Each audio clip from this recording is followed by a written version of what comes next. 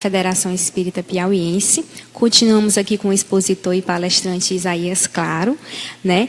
E ele vai continuar falando sobre a doutrina espírita. Já escreveu 12 livros, 15 DVDs, né? 20 CDs já foram lançados. O Isaías já trabalha em todo o Brasil, divulgando a nossa doutrina, uma doutrina tão consoladora, e já expôs até fora do Brasil, não foi, Isa? Em alguns países. É a quarta vez que ele vem ao Piauí, né, falar nesse seminário, Mediunidade de um Ato de Amor. Já esteve em Floriano e esteve aqui hoje falando brilhantemente sobre o nosso progresso moral, sobre o nosso crescimento pessoal. E eu queria, né, que você respondesse alguma das nossas perguntas, né? A primeira pergunta é que você falasse um pouco como a doutrina espírita pode nos esclarecer e nos orientar um pouco como anda a nossa sociedade, as dores que afligem a humanidade no tempo de hoje. Caríssima Tamires, caríssimos telespectadores da Federação Espírita do Piauí, falo inicialmente da minha alegria, da minha honra, da minha gratidão em estar novamente aqui e agora participando desta entrevista ligeira.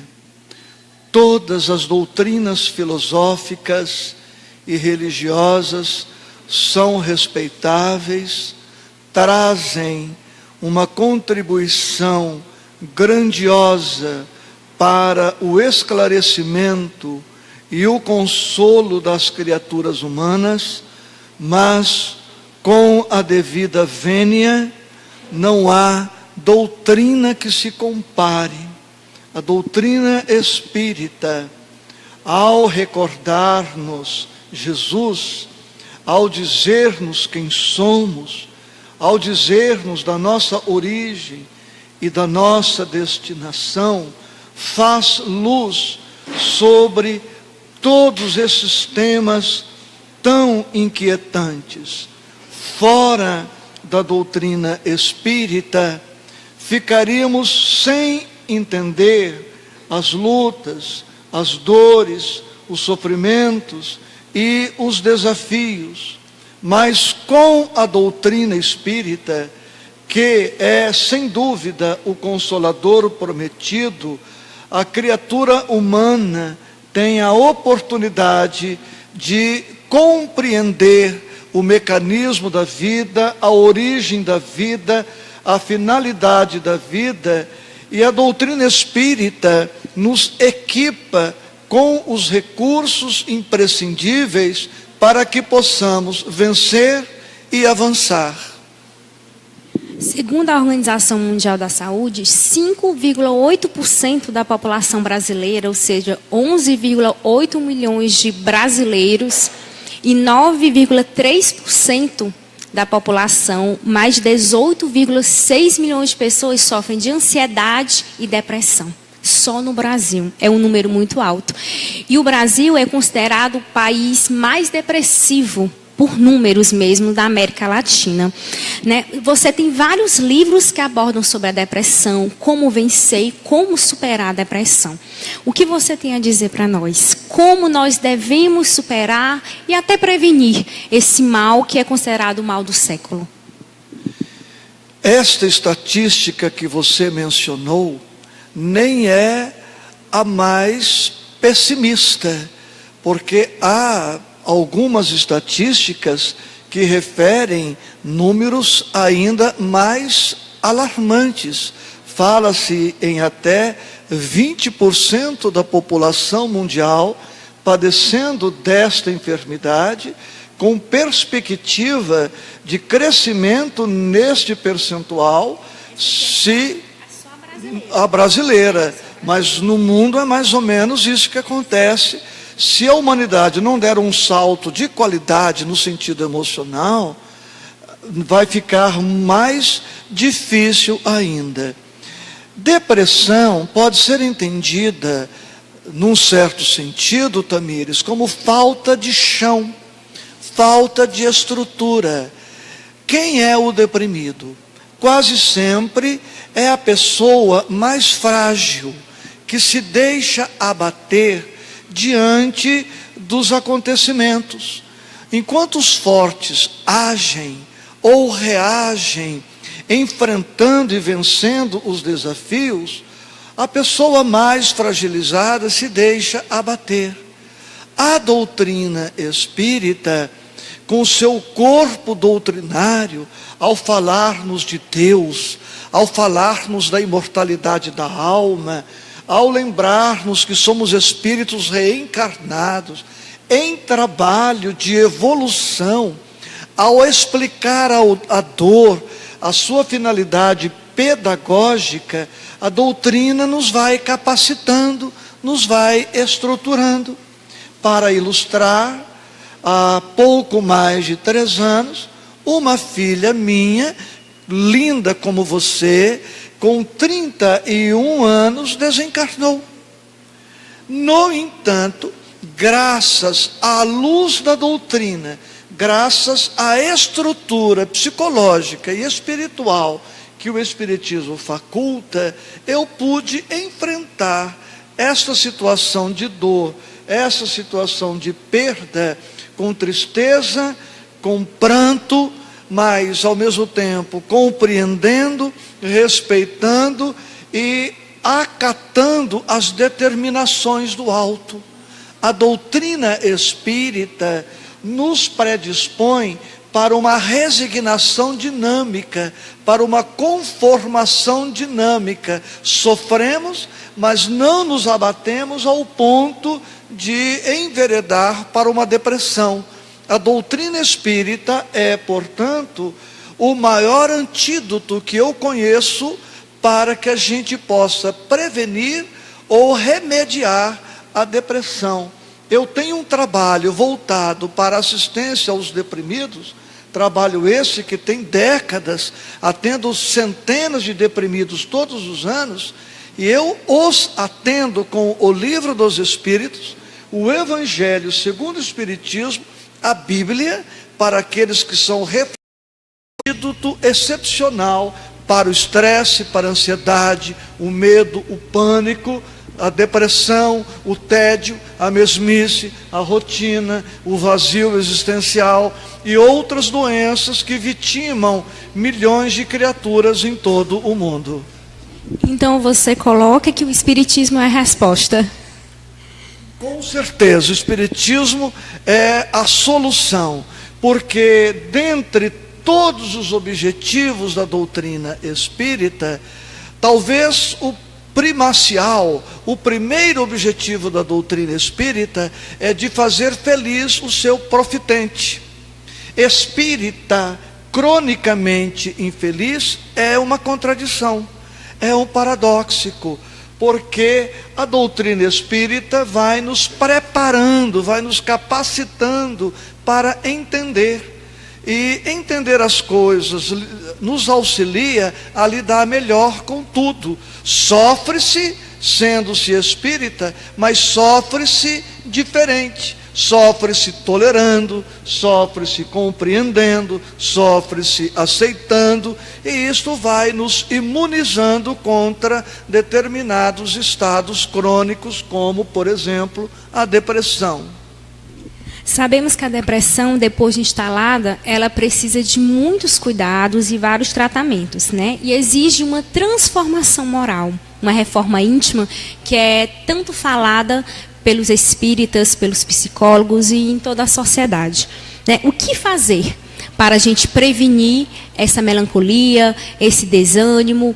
Porque muitas vezes a gente vê as pessoas falando em leituras edificantes, em concentrar-se em pensamentos positivos, mas, né, essas preocupações do cotidiano, preocupações com relacionamentos familiares, em bem se relacionar, às vezes não são bem entendidas por todos nós. Então, como prevenir esse mal? Uma vez o Divaldo Franco, em uma de suas palestras, colocou que nós, um dia, vamos ser depressivos, ou seremos, ou estamos, ou vamos ser. O que é que você acha disso? Nossas respostas diante de tudo o que nos acontece, estão dentro de nós. Você, Tamires, como eu, como os nossos telespectadores, agimos ou reagimos de conformidade com os arquivos que possuímos. Nós somos os nossos arquivos. Portanto, quando a pessoa não investe no crescimento pessoal, em maior cultura, em trabalhar a sua riqueza emocional, a sua riqueza espiritual, ela se apresenta pobre. Vou explicar a frase: o depressivo é um pobre. Só os pobres se deprimem. Os pobres emocionais, os pobres espirituais, os pobres de objetivos existenciais. Portanto, é preciso que a criatura se enriqueça. Como eu não tenho em mim todos os recursos de que careço para bem viver, eu preciso humildemente reconhecer isto e buscar alhures, buscar nos livros, buscar nas pessoas, nos profissionais, nos religiosos, na filosofia. Onde eu puder, eu devo ir humildemente, valorosamente buscar subsídios. Quando o Divaldo se reporta a isto, ele está nos dizendo, com razão, que é impossível passar pela terra sem experimentar tristezas, decepções, desenganos, desencantos, amarguras, mágoas, perdas. Isso faz parte da nossa trajetória terrena. Mas com a doutrina espírita e com o Evangelho do Cristo, nós aprendemos que as dores não são uma desgraça, não são uma tragédia, antes são uma grande oportunidade para despertarmos o Deus interno, o Cristo interno, que todos trazemos em latência, aguardando desenvolvimento. O Cristo é um exemplo excepcional, incomparável para tudo. Como Cristo viveu, como Cristo enfrentou todos os problemas desde a infância. Ele nasceu numa estrebaria, morreu numa cruz. Com 2 aninhos, já estava sendo levado pelos pais para o Egito, fugindo para não ser assassinado por Herodes, o homem mais detestado da história, mais odiado, mais perseguido. No entanto, pela sua condição de identificação com o Pai, pela sua condição de um ser já um espírito estruturado, ele lidava com tudo isso de maneira diferente. É uma reflexão que devemos fazer a cada momento. Se o Cristo estivesse enfrentando a minha problemática afligente, qual seria a performance do Cristo? Como ele agiria se estivesse no meu lugar? Sei, você sabe, que entre nós e o Cristo há uma distância incomensurável, mas isto não nos isenta do dever de, inspirados no Cristo, fazermos o melhor ao nosso alcance. O seu último livro, fala justamente das dores. Floresça na intimidade das dores. É hora de despertar, não é, Isaías? Sem dúvida. Pensamos, Tamires, que as flores nascem na primavera, mas não é verdade. Em verdade, as flores brotam no final do inverno. Elas vão desabrochar na primavera. Portanto, nos nossos, falando analogicamente, por analogia, nos nossos invernos existenciais, que todos atravessamos, eu inclusive, não sou exceção à regra, nos nossos invernos existenciais, é a oportunidade que temos de fazer com que as flores da esperança, as flores da confiança, as flores do otimismo, as flores do entusiasmo vicejem em nós, num contraponto ao inverno existencial, que essas flores brotem, animando-nos à continuidade da vida, mesmo no inverno, quando tudo parece indicar fim, morte. Na verdade, é o começo de uma nova etapa. Agradecemos a todos, né? Agradecemos a todos a participação e ao Isaías, essa entrevista belíssima com a sua participação. Você ainda vai estar aqui na terça-feira, não é, Isaías? Eu faço palestras aqui em Teresina, segunda e terça, e na madrugada de terça para quarta, embarcamos de retorno para o nosso interior paulista. O meu abraço, a minha gratidão, com votos de paz e alegria com Jesus. Bom, acompanhe as nossas doutrinárias também pelo Facebook, na sexta e no domingo, que a gente possa ficar todos na companhia do Mestre Jesus, e uma boa noite a todos. Obrigada.